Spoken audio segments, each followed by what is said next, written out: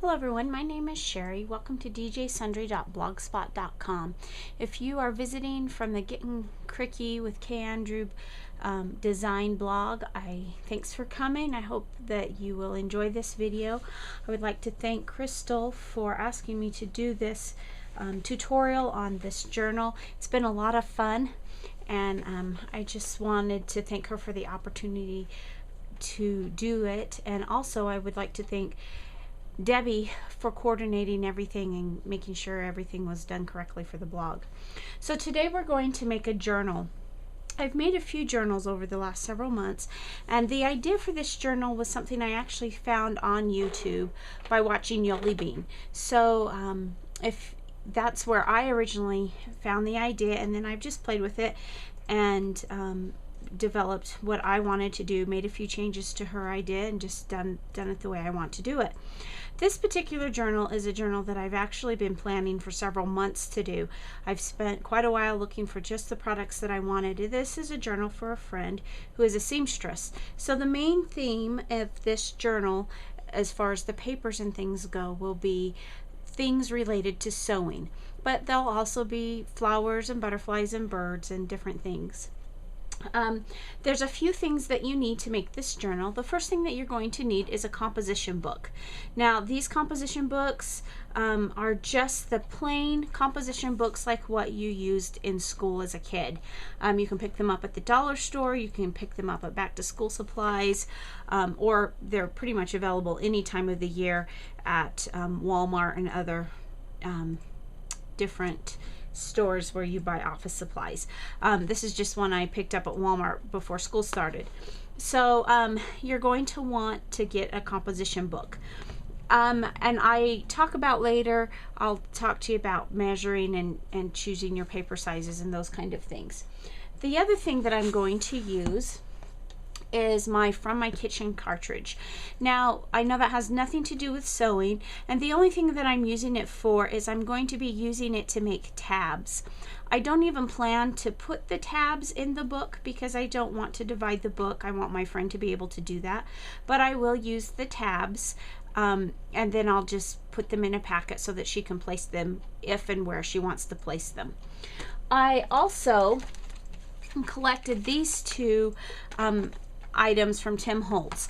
The first is this Alterations Biggs die, and this is the dress stand or dressmaker's dress form, and it has a spool of thread and a button with it, and that's one of the main things that I will be doing throughout the book is dress forms, and so this will be part of the book. I'm using sticky back canvas for that. I also in some place will include this Tim Holtz Alteration Texture Fade Embosser, just for different features inside the book, and I just run them through my Cuttlebug.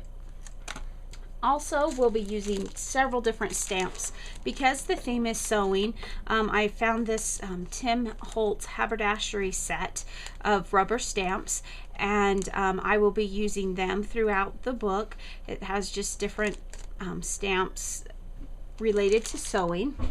I also found from Lost and Found, I found this little stamp set. This one is actually from Madison Avenue Pretty Stamp set on Lost and Found.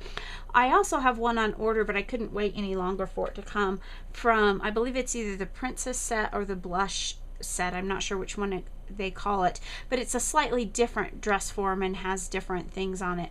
This one has both the dress form and the sewing machine, and then it also has what looks like the end of an old spool of thread here, and so I'll be using some of those stamps throughout the book as well. Just because I felt like we might need some flourishes on background stamps and stuff, I have this set, the Monarch set from Ink Boutique, that I'll be using. And then the main set of stamps that I'm using throughout the whole book is this set of stamps by Kay Andrew Designs, and it's the Scripture Sayings set. And it has several different scripture verses, memory verses on it. And my friend and I have been friends for many, many years, and we met teaching together in a Christian school several years ago, and a very important part of our relationship with each other is part of our relationship with the Lord. So I wanted to include these stamps. So by the time I'm done with the book, I plan to have used every single different scripture passage in this set. I probably won't use all the little flourishes, but I do plan to use every set of the scripture verses. So let's get started making our book. The first thing that you want to do when making a journal is you want to measure it. Now my journal says on it that it is 9 3/4 inches tall by 7.5 inches wide. Now when I measured it, I came up with a slightly different measurement. So don't always trust the measurements on here. So I measured it from top to bottom and found that it was just about 9.5 inches wide or tall. And then it was about 7.5, was pretty accurate on the width. But when I cut my papers, I didn't cut them quite that size. For the cover pages, I cut them at 7 3/16 inches wide. And if you notice that, you'll notice that that doesn't cover the binding, and that's what I want. I want to leave that binding open for now, and we'll discuss that later when we get into the journal. I also cut mine at 9 5/8 inches tall. Now when I chose the inside pages, there's something that's very important when you measure your paper. You want to measure your paper so that the paper that you're adhering to the inside pages is about 1/4 of an inch narrower in width. So if you look at this piece of paper that I chose, you'll see that if I lined it up edge to edge, I've got some white showing. Now that's not a huge deal. There are things that you could do to make it a little more or a little less noticeable. If you wanted to go back and ink it, that would be fine. But the reason that this is so important is because you don't, as you add pictures or whatever you're using your journal for, as you add bulk to your book, you don't want to take the chance of tearing apart this binding, and so you want that extra 1/4 inch because you don't want it going all the way into the end. So I ended up cutting mine, the correct measurement for my inside pages were 7 1/8 inches wide by 9 9/16 inches tall. All of these papers I have then gone through with my corner rounder, and I have cut on 2 corners. This is another set of paper. I actually have 20 different papers here, and I've done the corners on these as well. I have more, again, Die Cuts with a View, Tim Holtz Resist, the Heritage Collection, just kind of vintage photos, another kind of old-fashioned chair and clock, some K & Company, lots of K & Company papers. So this brings me to the next important step that I want to talk about. When I chose my papers, some of them didn't matter, like this paper and this paper. It didn't matter where the pattern went on the paper because they were centered, or it was kind of an all-over pattern, and most papers are that way. However, when you come to a paper like this, I knew that I wanted this design on my outside corner. So what I did is I divided up all of my papers. The ones that didn't matter, I just divided them and it didn't matter. But the ones that I wanted to use in a particular side or a corner, I wanted to be sure that the orientation would be correct for the page. So I divided them into piles, and then I cut my corners, being careful that I had the corners on the correct edges of the page, and that I also had the right side of the page if it was a two-sided paper, as many of the papers, especially from K & Company, are. So that brings me to, this is my last page that I need to do my corner round, and then I have all my pages corner rounded and ready to go for the inside of the book. So then what I will do is I will randomly go through the book, and every so often I will open up a page.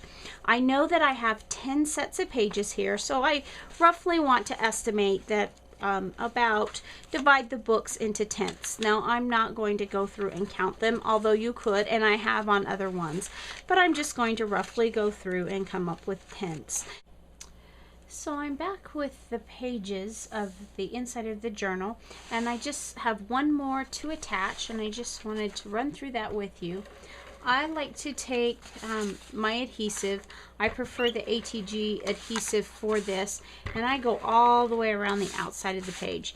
Now I don't so much do in the middle of the page because well, there's a couple of reasons. The first reason, and the biggest reason, is if I end up making a mistake, and the more adhesive on there, the more difficult it is to pull it off. But the second reason is, really, if you go around the outer edges, that's plenty, because it adheres very well to these thin pages of the journal. So I've put all of my inner pages into the journal that I plan to at this point. And I just wanted to show you a few things.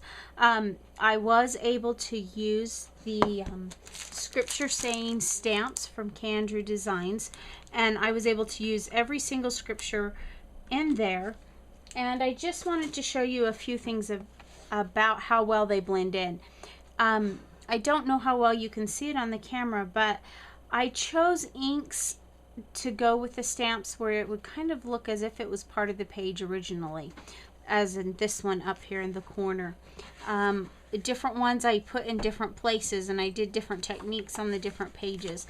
And I just went through every few pages. This one down here is where I put the verse down here at the bottom. Blessed are those who persevere. And this stamp I stamped in. This one I put just in the corner and just left it really open so that my friend can do whatever she wants to on that page and doesn't have to worry about covering up the verse. This particular page is one of only 2 pages that doesn't have a scripture verse on it, and I just left it blank. It was a pretty busy page anyway, especially with the extra glitter on it. This one, I don't know how well it's picking up, but I did a little bit of a different technique with this, and I will show you on another page I did this on as well. But I took one of the stamps and I stamped it multiple times, and in this one I chose a color of ink that was just barely darker than the background color. It's actually the color that was very similar to the background color, and I did it all throughout so that it almost looks as if it was originally part of the background paper. It's very, very light. This one I did in Dusty Concord Distress ink, and it's a little bit darker, so it stands out from the page, but it still just kind of blends in. This one is the one, the second page that I didn't do a memory verse on. This page, I stamped this big flourish on, and then in the same color up here, I put the stamp, I have set the Lord before me, I shall not be moved. This one, I found in the corner of my paper, there was a little mirror or something, and I just used that as a frame to put my scripture stamp right in there. Hopefully that's not off the camera here so that you can see right here is where that stamp is. Again, just very faint stamped images. This one, I chose a Distress Stain that was a little bit darker, so this one actually doesn't blend in with the page quite as well, but it still just sets right on the background. So this is the second page that I did using a background stamp, and this one is I Thank My God Every Time I Remember You. And I just put it in between these little flourishes that are part of the paper. I just stamped the scripture verse all throughout it so that it looks as if it kind of became part of the page. So, you know, that one's stamped probably 12 times on there, but it just became part of the page. Again, this one kind of blends in with the page, but it's still there. This one, I really think this is one of the best ones that blended with the page. I had, this is Tim Holtz Distress ink and Victorian Velvet, and it blended perfectly. It almost looks to me as if this had been part of the original page, but of course it wasn't. I stamped it using the Kandrew stamps. This one I stamped down in this corner. I used it one of the dress forms from My Mind's Eye. And then on this corner I have my little stamp, do not fear for I am with you. Another, just didn't do anything to this page but put that stamp on. This one, I really like this paper, and this piece of paper was the inspiration for this whole journal. And it is from the Tim Holtz Distress or Resist craft paper pad, and it's all in the background. There's kind of a pattern in there, and it's all in just muted tones. And I took my Prisma colored pencils and I colored in her flesh tones and her lips, and then I just kind of highlighted around the edges of other places with some of it. I didn't color completely in, I just added just a little punch of color, and then up here I stamped "A friend loveth at all times" for my friend. And so that's kind of how this page was. This one, again, just a little stamp in the bottom. You can't see it well, but it's there just kind of as the edge of the page, just to give it a little bit of thought.